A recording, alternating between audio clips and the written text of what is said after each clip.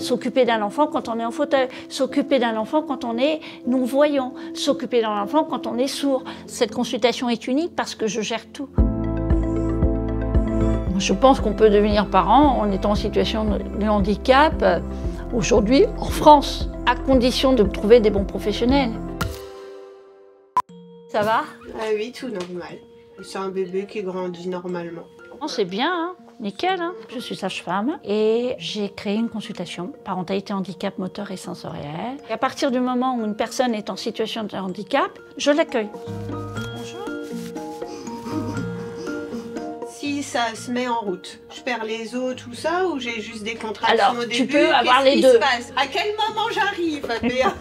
Alors, 99% ce sont des personnes qui demandent par rapport à une situation de handicap moteur, savoir si leur pathologie n'est pas contre-indiquée par rapport à la grossesse, si ça va poser des problèmes. Ce qui est très important, il faut que tu dises que tu es suivi à l'Institut Montessori parce que tu es en situation de handicap moteur et que tu dois accoucher là. Voilà. Ces femmes-là, quand elles veulent accoucher dans un hôpital lambda, c'est toujours très très compliqué pour elles. Je suis paraplégique, je suis tombée de cheval il y a 25 ans. Ça fait que je sens vraiment pas la partie inférieure de mon corps. J'ai une césarienne qui va se dérouler sous anesthésie générale parce que du fait de ma lésion à la moelle épinière, on peut pas faire de péridurale. Bon, on tient le bon bout, hein? Oui. En 2 jours, c'est bon. Tu peux accoucher dans 2 jours. T'as eu le retour? Je ne vois pas que la grossesse, je vois pour l'après. Allez, tiens ta tête. Je vais soulever des problématiques. Pas obligatoirement en fin de grossesse, vous aurez peut-être besoin d'un fauteuil pour les grands espaces. Parce que votre centre de gravité va changer au cours de la grossesse. Le fauteuil peut être à l'achat ou en location. Par exemple, sur une patiente qui ne peut pas se lever toute seule de son lit, la problématique, c'est la nuit. Se lever et s'occuper de l'enfant. Dans les déplacements, est-ce que vous serez à l'aise avec une poussette? Les médecins connaissent les pathologies qui vont donner des situations de handicap, mais ne connaissent pas ce qu'est le handicap. S'occuper d'un enfant quand on est en fauteuil, s'occuper d'un enfant quand on est non-voyant. Il n'y a pas de formation et de spécificité par rapport à ça. Attendez. Je vous le prends, si vous le permettez. Je vois 1 sur 10 avec l'œil droit, c'est tout. Donc c'est rien du tout. Vous vous rappelez donc par rapport aux soins du visage, que le repère, c'est le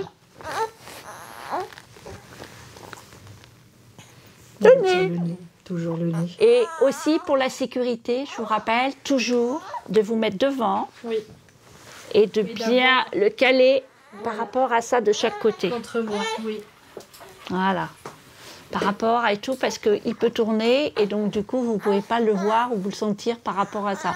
Donc il faut vraiment bien le caler entre vos jambes. Alors moi je suis porteuse d'un handicap génétique qui est la maladie de Marfan. J'ai des muscles très fragiles, je ne peux pas faire d'efforts trop importants et ça atteint aussi toutes les artères de mon organisme. Pour moi ça a été très violent. Rétrospectivement, je n'ai pas eu une grossesse tranquille, j'ai eu une grossesse très violente.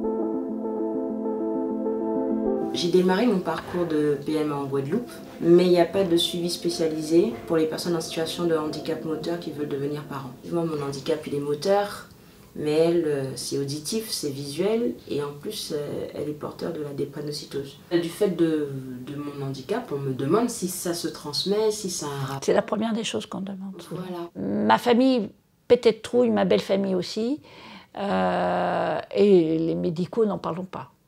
J'étais jugée à chaque fois, quoi, voilà. Les clichés les plus absurdes que j'ai entendus viennent de professionnels de santé eux-mêmes. Un médecin qui a dit « Mais comment l'enfant va-t-il apprendre à marcher si les 2 parents sont en fauteuil ?» Ces réflexes archaïques sont là à la naissance, donc de toute façon, l'enfant apprendra à marcher tout seul. Une autre, une assistante sociale, un couple sourd, mais comment l'enfant va-t-il apprendre à parler? Je rappelle que les sourds ne sont pas muets. Donc il n'a pas une mutité au niveau de son langage. Là, qu'est-ce que vous êtes en train de faire? Un calque thermoformé. Pour que la personne en situation de handicap visuel puisse sentir la forme du profil de son enfant. Le haut du crâne, le nez, la bouche, le menton et le haut du corps. Bonjour. Cette consultation est unique parce que je gère tout. Je fais les dossiers pour les droits et handicaps. Je conseille les médecins traitants de mettre en invalidité par rapport à l'allocation handicapée. J'ai appris à anticiper aussi beaucoup de choses. Tu vois, je vais te dire à peu près. C'est devenu très militant cette consultation en fin de compte. Parce qu'elle est faite d'un bout de mon âme et de beaucoup d'âmes des autres. Je pense qu'on peut devenir parent en étant en situation de handicap aujourd'hui en France, à condition de trouver des bons professionnels qui puissent vous accueillir correctement.